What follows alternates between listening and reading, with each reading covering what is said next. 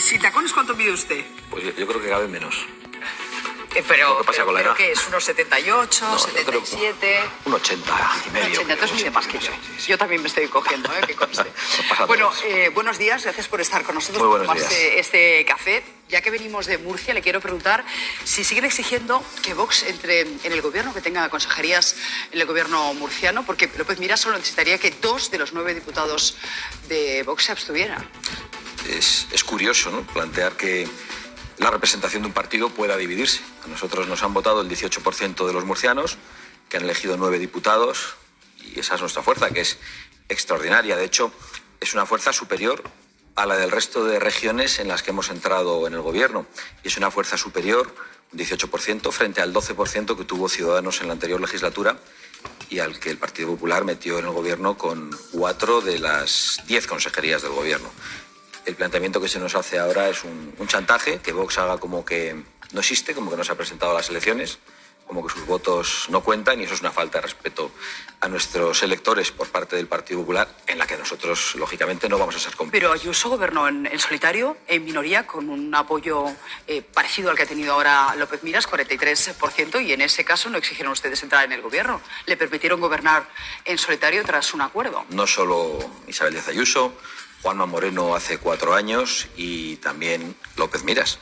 El problema es que esos acuerdos de investidura han sido incumplidos siempre por el Partido Popular, y en el caso de Murcia con un agravante añadido muy grave, y es que el señor López Miras ha gobernado en esta legislatura con tránsfugas de Vox.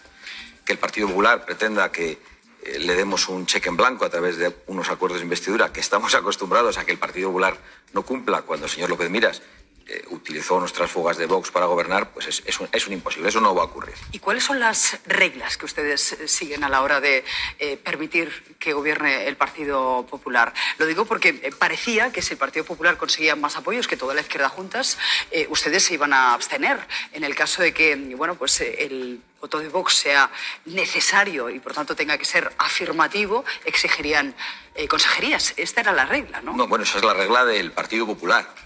No la nuestra, No la esa es suya. la regla del Partido Popular, que el Partido Popular ha conseguido extender por todas las televisiones del bipartidismo, pero no la nuestra. La nuestra es que si nuestros votos son necesarios, nosotros intentamos, conforme a la fuerza que nos han dado los ciudadanos, sin plantear ningún chantaje y ninguna posición maximalista, tener un protagonismo en la construcción de una alternativa.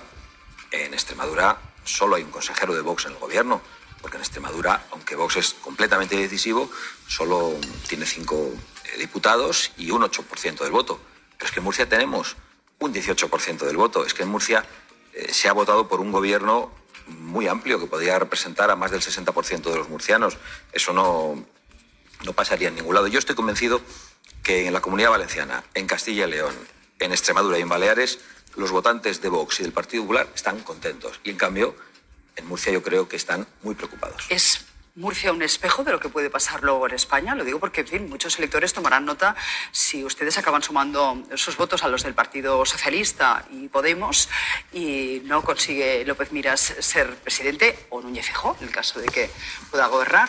Bueno, esa es una pregunta trampa, porque el señor Núñez Feijóo ha dicho que va a derogar el sanchismo pactando con Sánchez.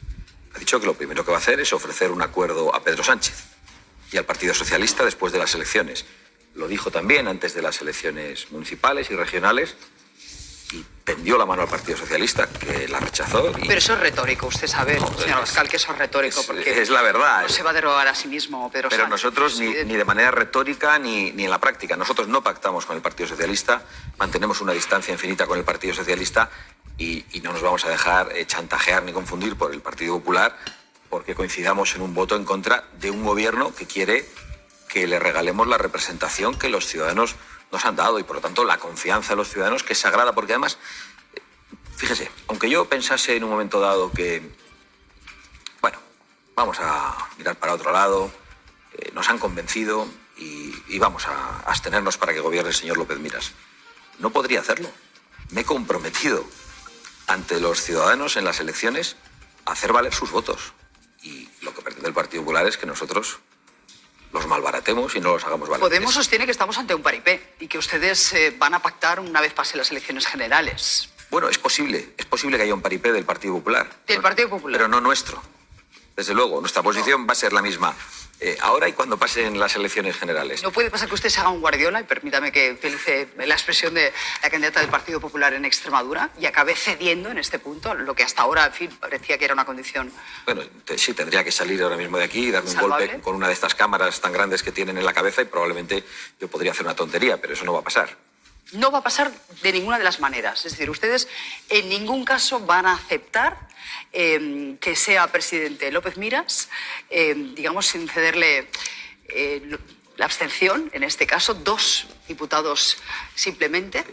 Es que, y su condición sigue siendo entrar en el gobierno. Esto de dividir los diputados de Vox es un poco de risa, pero es que yo he estado 4 años diciéndole al presidente del gobierno que es un presidente ilegítimo, como consecuencia de que ha accedido al poder con una mentira electoral, diciendo que no pactaría con separatistas, terroristas y comunistas, y los ha metido en el gobierno, los ha incorporado a la dirección del Estado, dijo eso hasta el viernes electoral, en el último mitin, y el lunes se abrazó con Pablo Iglesias y después incorporó, en palabras del anterior vicepresidente del gobierno, a Bildu a la dirección del Estado. Es decir, yo que he acusado de ilegítimo a un presidente por mentir a los electores, yo no voy a mentir a los electores de Vox. Es imposible que nuestra posición cambie. Los sondeos apuntan esta mañana que podría obtener el Partido Popular 150 escaños y subiendo esa apelación al voto útil parece que le está funcionando a Núñez Feijóo y a ustedes, en fin, les está recortando un poco la intención de voto. ¿Le preocupa? Porque esto se va a afianzar en el debate de esta noche, un cara a cara, ¿no? Que de alguna manera pues lo que hace es consolidar el bipartidismo. Bueno, eso es una decisión estratégica de esta casa que apuesta por el bipartidismo. Esta casa también ofreció debates a todos los candidatos, ¿eh? No, nosotros siempre hemos aceptado, pero lo cierto es que solo hay un debate bipartidista que no es representativo de la pluralidad de España. En cuanto a las encuestas, me preocupan lo mismo que me han preocupado siempre. Me preocupa leer las noticias y comprobar de una manera fehaciente que las encuestas se han convertido en una herramienta no de predicción del voto, sino de movilización del voto. Las encuestas han predecido el desastre de Vox en innumerables ocasiones. Nos ocurrió hace 4 años, cuando decían que íbamos a perder la mitad de nuestros representantes en el Congreso, y obtuvimos el doble. Las encuestas siempre son muy antipáticas con Vox, porque las encuestas las carga el diablo, es decir, las carga el pagador, el que las paga. Y dan resultados a conveniencia de lo que quieren los que pagan esas encuestas. Esas encuestas le dan a Vox entre 25 y 42 escaños y cayendo. Por eso digo que no nos preocupa nada. El certificado de defunción de Vox en las encuestas y en los titulares ha sido permanente durante este tiempo. Hemos presentado 2 mociones de censura durante esta legislatura y nos iba fatal, según todos los medios. Era un desastre. Yo la verdad que la encuesta que conozco en estos momentos es mucho más favorable para nosotros. Estoy todo el día en la calle. ¿Les da su encuesta? Nos da mucho cariño. Estoy todo el día en la calle. ¿Es mucho cariño? Puedo salir a la calle con el aliento de los españoles, y el presidente del gobierno se ha bajado del Falcón a los platós de televisión porque no puede salir a la calle. Por lo tanto, estoy absolutamente tranquilo con las predicciones de las encuestas. Vox va a tener una representación importantísima. Pero no me va a decir lo que le dice su encuesta. No, es que me refería a esa. Me refiero a la encuesta de la calle. Me refiero a lo que vemos en las plazas, en las calles de España, por todas partes, de manera invariable frente a lo que tienen otros, ¿no? ¿Exigirá usted ser vicepresidente del gobierno? Yo me presento a la presidencia del gobierno. Sí, pero ninguna encuesta le da la presidencia del gobierno. Pongamos que Vox es determinante para la formación del gobierno, para conseguir la mayoría absoluta del Partido Popular. ¿Exigirá la vicepresidencia? Nosotros vamos a exigir construir una alternativa. Yo me presento a la presidencia del gobierno, lo hago con toda la ambición que creo que las personas que confían en nosotros merecen a la hora de defender sus planteamientos, pero también sin ningún tipo de soberbia. Cuando se abran las urnas y los españoles emitan el veredicto, nosotros aceptaremos esa sentencia, y lo que vamos a hacer en todo caso es construir una alternativa con la fuerza que los electores nos den, sin plantear chantajes, líneas rojas y, por supuesto, sin aceptarlos y sin aceptar la falta de respeto a nuestros votantes. ¿Y a partir de qué porcentaje de voto exigirían ustedes entrar en el gobierno? Es decir, ministerios y vicepresidencia. Mira, francamente, no nos lo hemos planteado, pero sí me he planteado el gran error del señor Núñez Feijóo, nombrando ya vicepresidentas, hablando de los ministerios, repartiéndoselos. No hemos echado a Pedro Sánchez todavía. Y me parece, como mucho, muy aventurado, muy arriesgado y además poco respetuoso con los electores dar la batalla por ganada. Yo creo que eso es un error en el que yo no voy a caer. Además veo un poco despistado al líder del Partido Popular en estos momentos, planteando esa derogación del sanchismo. pactando con Sánchez y además amenazando la alternativa, porque el señor Núñez Feijóo ha dicho una cosa que a mí en estos momentos es lo que más me preocupa en estas elecciones. Ha dicho que si Sánchez tiene un escaño más que él, dejará gobernar a Pedro Sánchez. Aunque haya una mayoría alternativa, aunque el Partido Popular y Vox sumen una mayoría, el señor Feijóo ha dicho que apoyará la lista más votada, aunque sea la de Sánchez. Nosotros, desde luego, creemos en el sistema parlamentario, en la suma de mayorías y lo que se retirará. Otra cosa es que apoye la lista más votada, ¿eh? Yo lo que deduzco de sus palabras es que si él no es el líder más votado, no intentará formar gobierno. Pero no. Yo creo que porque ustedes son muy benevolentes. De hecho, ha dicho que deduce sus palabras. Yo lo que hago es oírlas en su literalidad. Pues ya que usted desdeña las encuestas, no sé si da mucho valor a la que hoy publica El Mundo, pero es llamativo, primero, que el Partido Popular se esté consolidando en Cataluña, según el sondeo de Sigma 2, y luego que Vox retroceda en Castilla y León, donde no tendría ningún diputado, a pesar de que forma parte del gobierno. ¿Cómo encaja usted esos datos? Porque no sé si eso le lleva a plantearse que tal vez algunas posiciones radicales le estarían pasando factura. No, en absoluto. Yo insisto, no creo en esas predicciones, no creo en las encuestas. Sistemáticamente han tirado a Vox abajo y Vox ha pulverizado todos los pronósticos de las encuestas. Es más, lo que he percibido estos días en Castilla y León es un gran apoyo al gobierno de Castilla y León, no solo a Vox, sino al Partido Popular, que ha actuado de manera razonable en Castilla y León, y yo creo que eso se va a ver en las urnas. Veo satisfacción con un gobierno que ha apostado por la rebaja fiscal, por la defensa de la libertad de la educación de los padres a la hora de decidir cuál es la conformación moral de sus hijos, que no lo tienen que decidir los profesores, la apuesta por la defensa del campo frente a los dictados de la Agenda 2030 y por el control migratorio en la medida de las posibilidades que tienen las autonomías. Y todas esas cosas generan satisfacción en el electorado común que aplaude ese acuerdo. Por lo tanto, creo que no solo nos viene bien el acuerdo en Castilla y León, sino que es aplaudido por el electorado. Un 60% de los españoles estarían preocupados ante un posible eventual pacto PP-Vox, según el sondeo de La Vanguardia. ¿No cree que, la elección de algunos presidentes de asambleas y de parlamentos autonómicos ha generado cierta preocupación entre el electorado? ¿Por qué esos perfiles tan agresivos, si se me permite la expresión? Pues la verdad es que me gustaría conocer esos perfiles agresivos, porque yo creo que las mujeres son más beligerantes porque no tienen pene, son algunas de las manifestaciones que hemos escuchado a quien ahora preside la Asamblea en Baleares. En Aragón han optado ustedes por una mujer que dice Irene Montero solo sabe arrodillarse para medrar. En la Comunidad Valenciana, el perfil lo conocemos todos, ultracatólica, antiabortista. Es ultracatólica y antiabortista. Es una persona que defiende el derecho a la vida y que es católica. Y directamente los medios la han caricaturizado. Esa inquietud que pueden tener algunas personas, que es una inquietud injustificada, yo creo que obedece fundamentalmente a la criminalización que Vox padece por parte de los medios de comunicación y a la falta de oportunidades de Vox para defender sus posiciones y a la caricaturización permanente, preguntándonos en todas las entrevistas, no por nuestro programa, no porque... Ahora le preguntaré por el programa. No porque es lo que importa, se preguntará también por... Pero algunas de estas personas a las que estamos aludiendo han borrado sus tweets, es decir, que ellas mismas deben sentirse algo incómodas con lo que han escrito. Bueno, yo creo que los twitters de todo el mundo son una cosa bastante insostenible, de mucha gente. Señora Abascal, ¿usted ha borrado algún tuit? Bueno, igual no lo recuerdo probablemente. En los últimos no.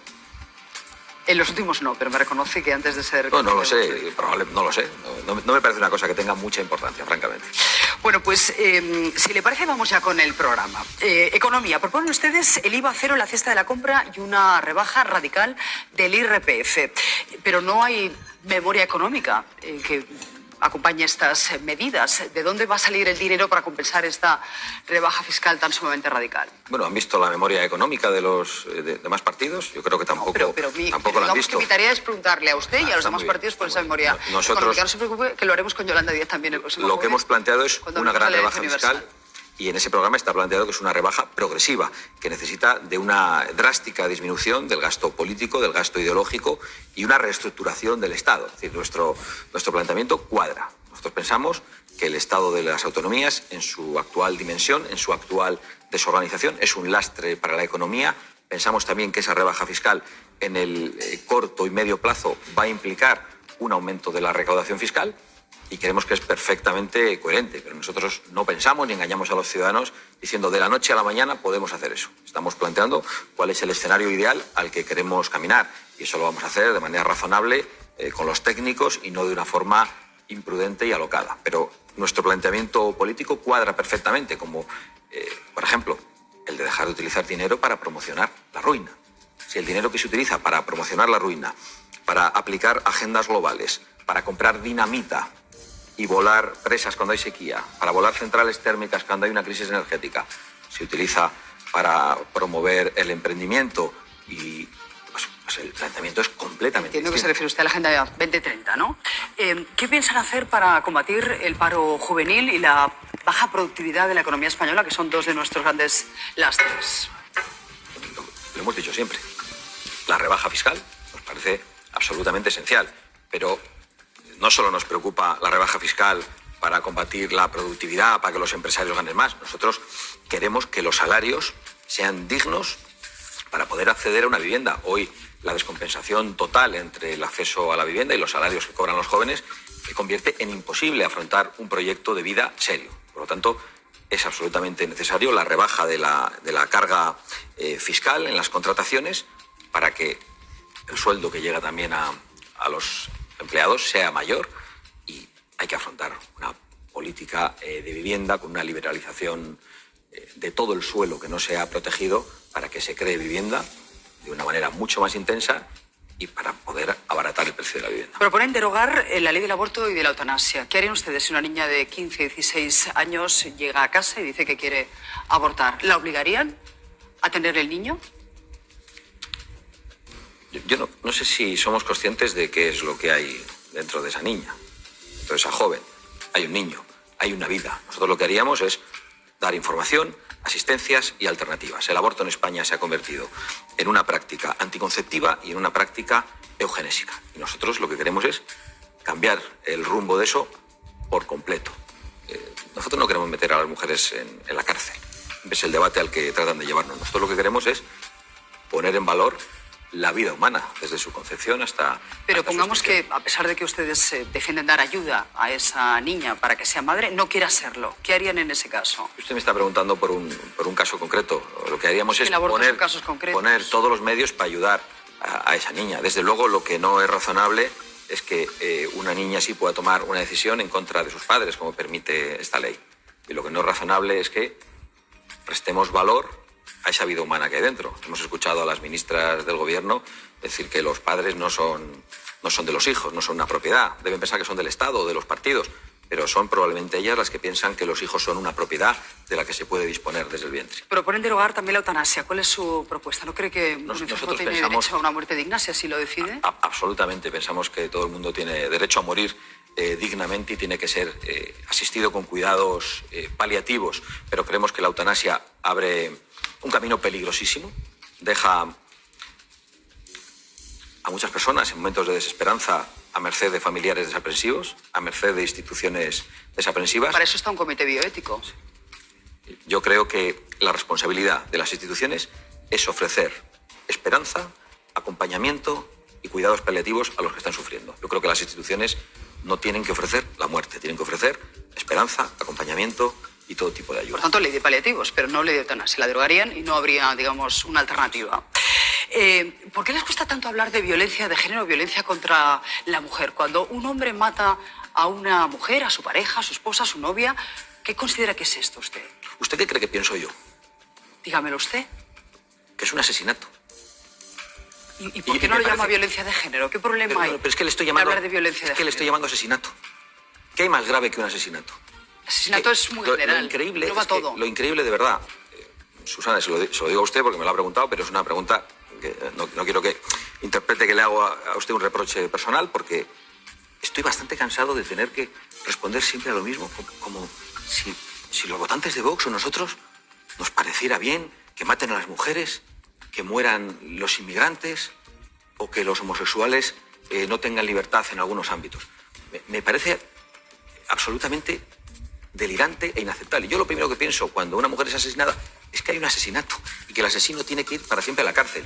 Lo siguiente que pienso es que la ley de violencia de género no sirve para proteger a las mujeres, ha servido para criminalizar a los hombres, y hoy sabemos que el número de mujeres asesinadas no desciende con esta ley. Mira, el otro día... ¿Y cuál es su alternativa? ¿Qué ley plantean para luchar contra esta lacra? La alternativa es no engañar a la gente. Siempre va a haber violencia, hay que, lógicamente, crear una cultura de respeto a la mujer, hay que analizar los perfiles repetidos de los agresores, tenemos que dejar de importar discursos civiles y religiosos que justifiquen la violencia contra la mujer, hay que saber quiénes son esos agresores de mujeres, y sobre todo, yo no tengo que venir aquí a defenderme, yo estoy en la oposición, yo tengo que venir aquí a acusar a un gobierno con el que han aumentado las violaciones en España, a un gobierno que no ha conseguido... Eso es otra cuestión. No, es otra cuestión muy importante, que pone en peligro a las mujeres, y lo ha hecho este gobierno. Ni disminuyen los casos de asesinatos por parte de mujeres, y encima aumentan las violaciones porque el gobierno ha puesto de patitas en la calle a los peores criminales sexuales. Claro, yo encima tengo que estar aquí dando explicaciones, cuando Vox es el partido que de manera más contundente quiere castigar a los agresores de mujeres, pues es algo que yo no puedo aceptar. Pero yo, sobre todo, y me parece muy importante que esto se entienda, cuando me dicen que hay un crimen contra una mujer, hay un asesinato y el asesino tiene que ir a la cárcel. El otro día, no lo digo porque se dijera en este programa, que yo entiendo que obedece a un planteamiento general. Cuando estaban siendo apuñalados niños en Francia, el primer comentario que se hizo aquí fue: esto da votos a la ultraderecha, pero ese de verdad es el primer... A ver, señora Abascal, por alusiones, porque el comentario lo hice yo. No, pero de verdad no. Pero no fue el primer comentario. Llevábamos un buen rato hablando del tema. El problema que tienen ustedes a veces es que las redes cortan y se quedan con... Y además usted, que lo sufre, debería saberlo. Pues exactamente. Descontextualizan lo sufro con ustedes. Claro, digamos una argumentación mucho más larga, donde se dicen muchas más cosas, y la lectura que se hace, porque en ese momento además nos acaba de pasar, digamos, ese ataque a unos niños en un parque público, la lectura que se hace es que evidentemente, sabiendo que el ciudadano era, en fin, árabe, iba a tener una lectura, iba a repercutir en Marine Le Pen, porque ella iba a hacer un discurso del odio que evidentemente le iba a dar votos. Bueno, pero de verdad... Es impepinable, no me lo puede negar usted. Pero en Francia no se está haciendo un discurso del odio. En Francia hay muchos franceses muy preocupados con lo que ocurre en Francia. Se han producido 150.000 fuegos atacando consistorios. En Francia hay un problema de convivencia, sí, pero, señora Abascal, como consecuencia del multiculturalismo. Usted hace nada, se produce una muerte en Usera, matan a una dependienta que estaba a punto de jubilarse, en Lavapiés, perdóneme, en Lavapiés. Y salen diciendo que seguramente es un ciudadano marroquí. Luego piden perdón, pero no borra el tuit. Yo lo que hago es hacerme eco de una noticia, y además no borro el tuit porque sigo pensando lo que dije, que la inseguridad y la degradación de los barrios tienen mucho que ver con la inmigración ilegal y con el tráfico de drogas. Sí, en ese caso. Pero, por ejemplo, a mí me preguntan permanentemente, ahora volvemos al asunto de la violencia contra la mujer. Cuando el asesino es español, lo conocemos todos. Cuando es de Siria, como el otro día en Logroño, pues nadie dice nada. A mí me da igual que sea de Siria o que sea de Soria, igual que el asesino de Tirso de Molina. Lo que digo es que los barrios se están degradando como consecuencia de la inmigración ilegal, y que eso lo padece la gente. ¿De verdad es consecuencia de la inmigración ilegal? ¿Usted cree que la degradación de los barrios es consecuencia de la inmigración ilegal? ¿No será de las drogas? ¿No tendrá otros orígenes que hay que combatir? Acabo de decir, el tráfico de drogas... son necesarios, y usted lo sabe, entre otras cosas, para pagar las pensiones del futuro, aunque solo sea por puro egoísmo. Pero de verdad, si los que nos están escuchando en estos momentos, que es buena gente, que no tiene ninguna actitud xenófoba, que entiende que muchas personas que vienen lo hacen con necesidad, saben perfectamente que mucha inmigración que llega lo que hace es recibir la ayuda social que no llega al español, y que el español, cuando va a solicitar ayuda social, le dicen: no, usted tiene arraigo, y no se le da ninguna ayuda, y eso está creando un clima muy complicado. Pero de todas formas, déjeme que vuelva, si no le importa, al planteamiento del corte de las declaraciones. Y además, yo le acepto el planteamiento. Ustedes aquí dijeron muchas cosas, no solo esa, y lo que ha salido en las redes es otra. Pero es lo mismo que me pasa a mí cada vez que voy a la televisión. Bueno, pues entonces me sacan, no, por eso mismo nos podemos empezar a entender. Yo recibo de repente una serie de preguntas, todas sobre la última caricatura o la frase cortada que ha dicho el último concejal en cualquier sitio. Nosotros todos, señora Abascal, se lo digo de verdad, no solo les pasa a los políticos, también a los periodistas. Bueno, le quiero preguntar por otros asuntos. Este fin de semana, una transexual ha ganado el concurso de Miss Holanda. ¿En un gobierno de Vox podría presentarse una transexual a este concurso de belleza? Concurso femenino.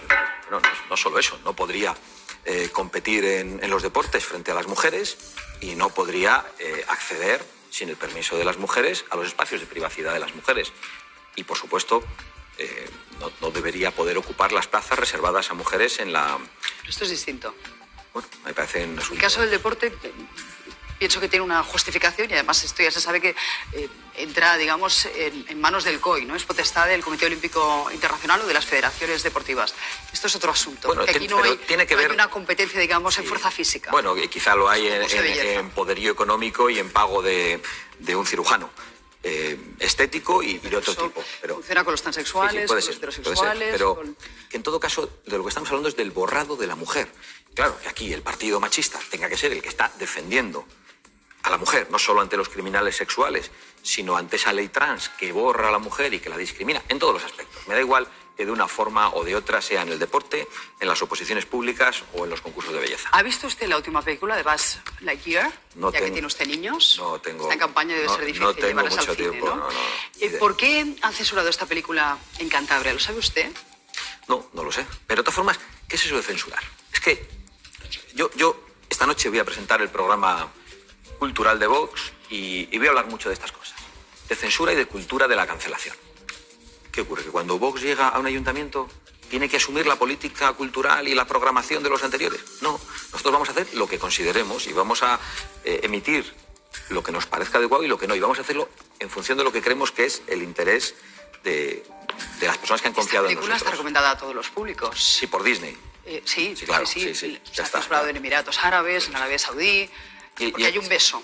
Bueno, no sé a qué se debe y eso no me preocupa, como podrá comprender, especialmente a mí, pero creo que Disney tiene problemas también en Florida, no en Emiratos Árabes Unidos, y problemas muy serios en Florida. Por parte de Ron DeSantis, sí. Bueno, por parte de Ron DeSantis y por parte de aquellos que... católica y que tiene una... Gracias a Dios. Cruzada contra Disney. Bueno, y por parte de todos aquellos que consideramos que se está sexualizando a los niños a una edad tempranísima.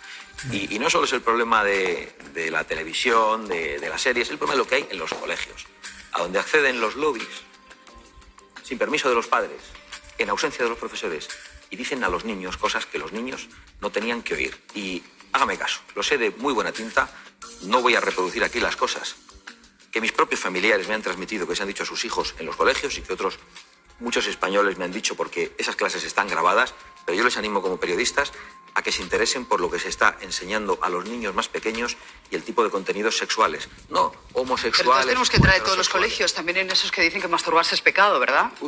Bueno, yo es que creo que a los niños no hay que hablarles de eso. Es que a los niños no hay que hablarles de sexualidad. Y creo que la sexualización... ¿Sabe usted que los niños empiezan a entrar en las redes y a buscar vídeos pornográficos con 9 años? Es decir, no es el colegio el problema. Bueno, eso piensa usted. O sea, como las redes están plagadas de pornografía, lo que hacemos es meter algunos pornógrafos en los colegios. Podemos debatir mucho sobre esto. Yo creo que hay que darles educación sexual y educación emocional. Sí, pero las familias. Lo que no puede ser es que su puerta de entrada sea en las redes sociales. Me parece muy bien y ahí hasta nos podemos poner de acuerdo, pero si escuchara el contenido en todo tipo de colegios, en colegios laicos, en colegios religiosos, en materia afectivo-sexual, estoy convencido de que usted, los que nos están escuchando, incluso los miembros de la mesa, sean de derechas o de izquierdas, estarían de acuerdo con nosotros en que hay que parar la sexualización de los niños. Pues lo tengo que dejar aquí, señora Abascal. Muchísimas gracias. Muchas gracias a ustedes. Por tomarse un café con nosotros. Un placer. Hasta pronto.